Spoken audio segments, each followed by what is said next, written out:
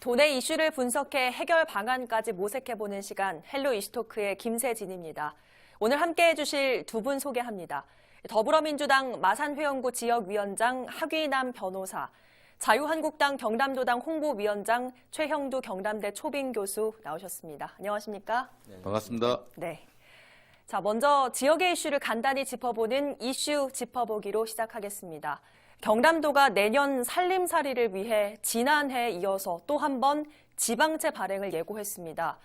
김경수 도지사 취임 이후 도는 역대 유례없는 정부 공모사업과 국비를 따냈지만 2,600억 원 규모의 큰 빚을 내야 한다는 소식에 도민들은 의아해하고 있는데요.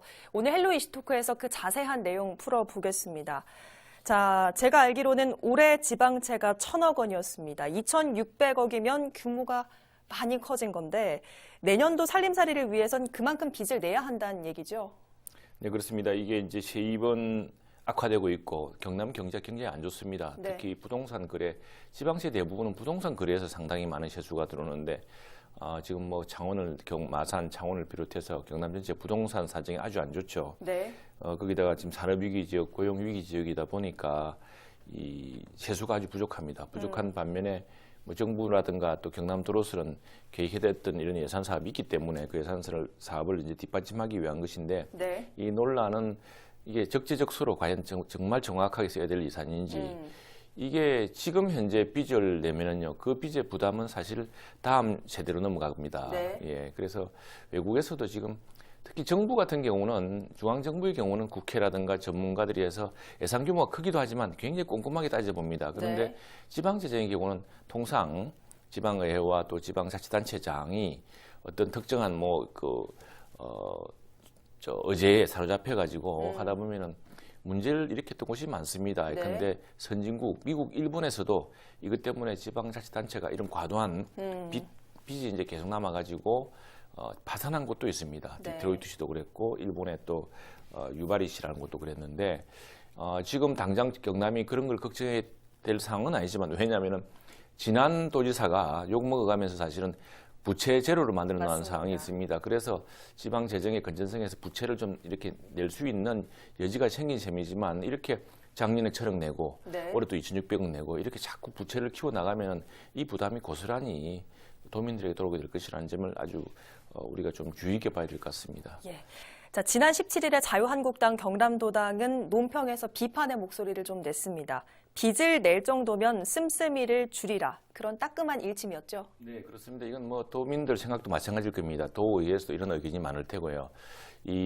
지금 집행부 도지사와 이 도청에서 또 각 시군 자치단체에서 이렇게 돈을 쓰는 거 지금 당장 쓰면 좋겠지만 그 빚이 고스란히 아까 말씀드렸다시피 도민들에게 부담으로 남는 것이거든요. 그리고 어떻게 보자면 우리 또 후세대에 남는 것이기도 하고 그래서 그럴 경우에 당연히 이게 모든 가게도 그렇고 모든 회사도 그렇고 적자가 나지 않도록 하는 게 중요합니다. 우리 가게도 수입이 줄면은 지출을 줄이지 않습니까? 그러면은 우리 지출을 정말 꼼꼼하게 따져봐야 될 것이고 정말 그냥 이게 또 내년에 또 선거가 있습니다. 선거가 있다 보니까 지금 민주당과 여당에서 또 민주당 또 자치정부에서 이 선심성 예산이 막 들어가는 거 아니냐라는 의구심도 또 있습니다.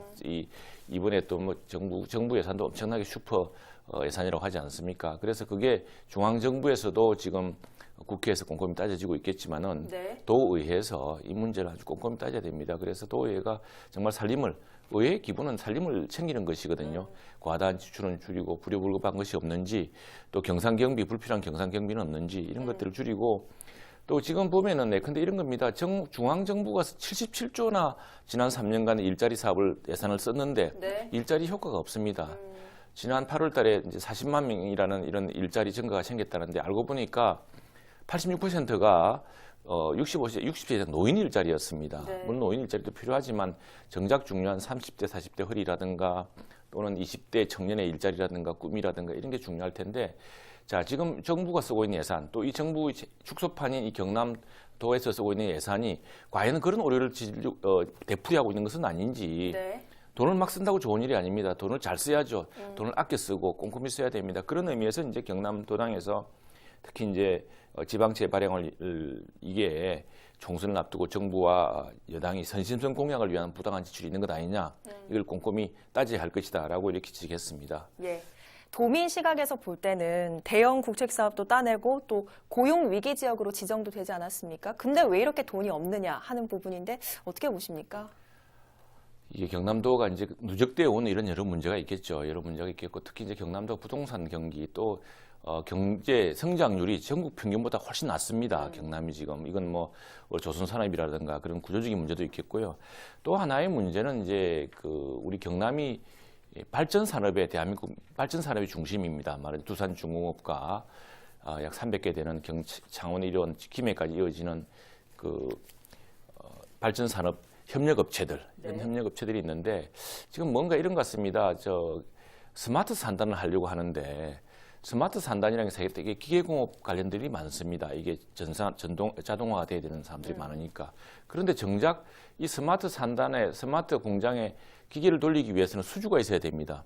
근데 지금 정부는 이 그 경남 산업에서 가장 경쟁력이 높고 또 잘 나가고 있는 발전 산업을 수주 중단 사태를 만들었습니다. 그게 이제 탈원전, 급격한 탈원전 때문에 신한울 3, 4, 5기가 예정되어 있다 중단되어 버리거든요. 네. 이것 때문에 지금 이제 경남의 발전 산업들, 두산중공업과 또 300여 개의 협력업체들, 그리고 또 이어지는 협력업체들이 수주 절벽을 경험하고 있습니다. 이게 이제 경제 파급적 효과되는 효과가 큰 것이죠. 그래서 GRDP의 창원시정연구원의 연구 결과에 있습니다. GRDP, 즉 지역 내 총생산, 창원의 지역 내 총생산의 5%가 이로 인해서 타격을 받을 것이다라고 이제 예상하고 있습니다. 때문에 최근에 이제 허성무 창원시장도 창원시 의회 또 창원시 상공회의소의 오랜 이런 여망을 받아들여서 중앙정부에 신한한울 3, 4, 5기에 대해서는 재검토를 요청한 것으로 알고 있습니다. 그런 노력이 필요한데 지금 경남도도 김경수 지사 역시도 이 문제에 대해서 당장 경남이 잘하고 있던 것, 잘할 수 있던 것을 더 잘할 수 있도록 해줘야 되는데 그걸 막아가지고 가뜩이나 어려운 지역 경제 산업을 더 어렵게 한 건 점이 없지 않느냐, 이런 것들이 우리 경남 경제 성장률의 저하로 나타났고 그것들이 또 여기 부동산까지 겹치면서 세수 부족 사태를 빚었기 때문에 이런 이제 구조적인 것들을 좀 잘 보고서 당장 할 수 있는 거 우리가 더 발전시키고 우리가 잘하는 것들을 더 키우는 그런 좀 정책의 획기적 전환이 좀 있었으면 좋겠습니다. 그럼에도 불구하고 사업이 계속돼야 한다. 반대로 재검토를 해야 한다. 교수님께서는 어떤 쪽이 좀 타당하다 보십니까? 여러 가지 재검토를 해야 됩니다. 지금 이제 민주당의 정부에서는 민간 투자를 살리겠다고 하는데 민간 투자를 지금 죽여오고 있습니다. 민간 투자가 급격히 줄어들고 있습니다. 문재인 대통령 민주당 정부 취임 이후에. 그럼 그 경남에서도 느낄 수 있습니다. 경남의 중견기업들도 이제는 국내에 투자하지 않고요, 외국으로 투자하고 있습니다. 이런 것들을 민간 투자를 정말 일으켜야 되는데 이렇게 경제를 정부가 재정으로 살릴 수가 없습니다. 자, 세금을 거두면 당장 세금을 내는 사람들이 고통을 받습니다. 또 부채를 거두면 그 미래 세대의 부채가 넘겨집니다. 뭔가 민간 경제의 활력을 불러일으켜야 되는데 그렇게 하기 위해서는 지금처럼 세금을 더 거두고 또 부채를 일으켜서 자꾸 돈을 이렇게 허투루 쓰는 것보다는 민간의 경제의 활력을 높이는. 근데 최저임금과 주 52시간 노동 뭐 이런 어떤 일방적인 그 정책 때문에 사실 민간 경제 굉장히 파격을 많이 받았거든요. 오늘 헬로 이슈토크 여기서 마칩니다. 함께해 주신 여러분 고맙습니다.